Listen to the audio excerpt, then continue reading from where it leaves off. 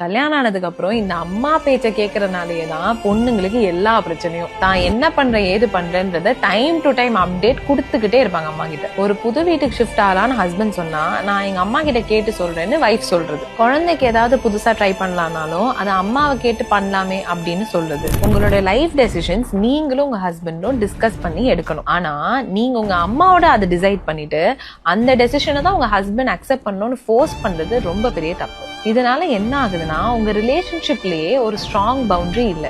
அம்மான்றவங்க லைஃப்ல முக்கியமானவங்க தான், ஆனா அவங்க கிட்டயும் பவுண்டரி செட் பண்ணியே ஆகணும். அவங்க சொல்றதெல்லாம் ஒரு சஜஷனா எடுத்துக்கோங்க, அதை தான் நீங்க ஃபாலோ பண்ணணும்னு அவசியமே கிடையாது. மேரேஜ்னா ஒரு பர்சன் லீட் பண்ணி இன்னொரு பர்சன் ஃபாலோ பண்ற விஷயம் இல்ல, ரெண்டு பேரும் சேர்ந்து பில்ட் பண்ற பார்ட்னர்ஷிப். உங்க அம்மா கிட்டயே கேட்டு டெசிஷன் எடுக்கிறது உங்க ஹஸ்பண்ட் டிஸ்ரெஸ்பெக்ட் பண்ற மாதிரி இல்லையா?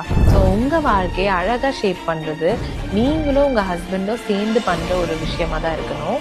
மித்தவங்களுடைய டெசிஷன் உள்ள வரக்கூடாது.